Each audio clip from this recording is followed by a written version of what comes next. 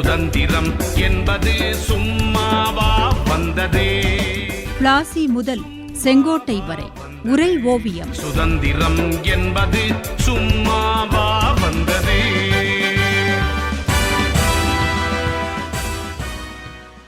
இரண்டாம் பாஜிராவுக்கு கொடுத்து வந்த ஓய்வூதியத்தை அவருக்கு பின் தத்துப்பிள்ளையான நானா சாஹேபுக்கு ஆங்கிலேயர்கள் அளிக்கவில்லை என்ற காரணத்தால் தான் நானா சாஹேப் அப்படி போர்களில் இறங்கினாரா தாயே? அது ஒன்றே காரணம் அல்ல மகனே, காரணங்கள் பல.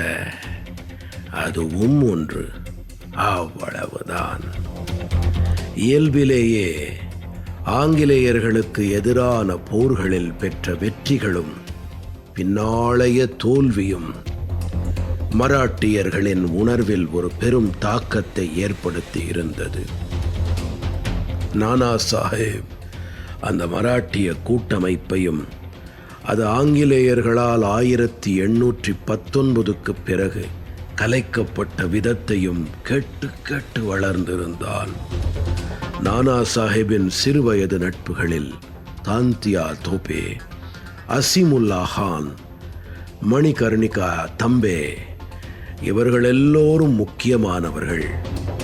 இந்த சிறுவயது நம்பிக்கை கூட்டணிதான் பின்னாளில் விஸ்வாசத்துடன் சேர்ந்து 1857 சுதந்திர போராட்டத்தில் ஒன்றாக பங்கெடுக்க வைத்தது. ஆங்கிலேயர்களுடனான 3ஆம் மராட்டிய போருக்கு பிறகு பேஷ்வா 2ஆம் பாஜிராவ் பித்தூருக்கு நாடு கடத்தப்பட்டான். அதன் பின்னர் பாஜிராவின் அவையில் முக்கியமான பிரபுவாக இருந்த பாண்டுரங்கராவ் தோப்பேயும் தன் குடும்பத்துடன் பித்தூருக்கு குடிபெயர்ந்தான். இவனது மகன்தான் தாந்தியா தோப்பே. அவனே நானா சாஹேபின் காப்பாளனாகவும் இருந்து வந்தான். 2ஆம் பாஜிராவ் இறந்த பிறகு 1852 நானா சாஹேப் அவையில் அசிமுல்லா கான் செயலாளரானான். பின்னர் அவனே திவானானான். பாஜிராவுக்கு பிரிட்டிஷ் கிழக்கிந்திய கம்பெனி 80,000 பவுண்டுகள் வருடாந்திர ஓய்வூதியம் அளித்து வந்தது.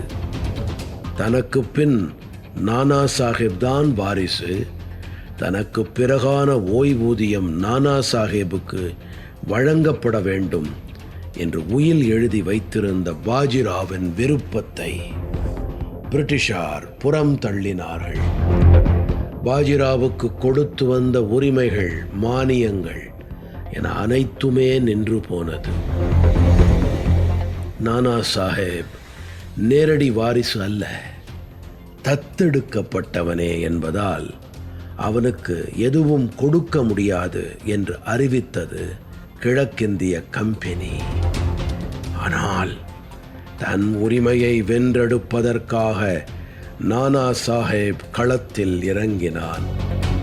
கிழக்கிந்திய கம்பெனியின் நிர்வாக எதேச்சாதிகாரத்தை லண்டனுக்கு தெரியப்படுத்தி தனக்கான உரிமையை பெற வேண்டும் என்று முயற்சி செய்தான்.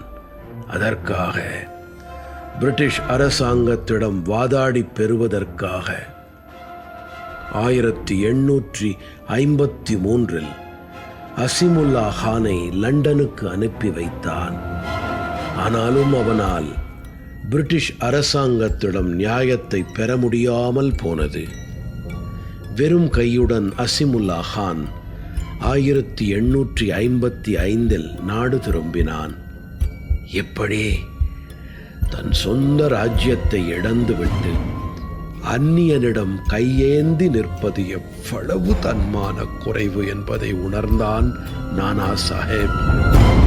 எந்த வகையிலாவது ஆங்கிலேயரை பழி தீர்க்க வேண்டும் என்று கங்கணம் கட்டி கொண்டிருந்தான். அதற்கான சரியான சந்தர்ப்பத்தை எதிர்நோக்கி இருந்தான்.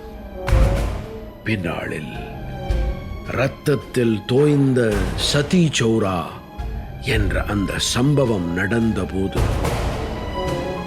நானா சாஹேபின் பழி தீர்க்கும் அந்த கோர முகத்தை ஆங்கிலேயர்கள் கண்டுகொண்டார்கள். கிளர்ச்சி, புரட்சி என்றெல்லாம் வார்த்தைகள் தங்கள் காதுகளில் விழுந்தபோது கான்பூரில் தங்கள் குடும்பங்களை பாதுகாப்பதற்கான வேலையை நானா சாஹேப் வசம் கொடுத்திருந்தார்கள் ஆங்கிலேயர்கள். நானா சாஹேபும் அதற்கு ஒப்புக்கொண்டான்.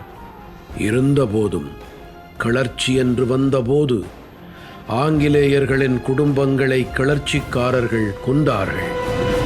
அதில் நானா சாஹேபும் முன் நின்றான். இந்த சம்பவம் ஆங்கிலேயர்களின் உள்ளங்களில் பெரும் கொந்தளிப்பை ஏற்படுத்தியது. நானா சாஹேப் மிகவும் ஆபத்தானவன் என்று அவர்கள் அறிவித்தார்கள்.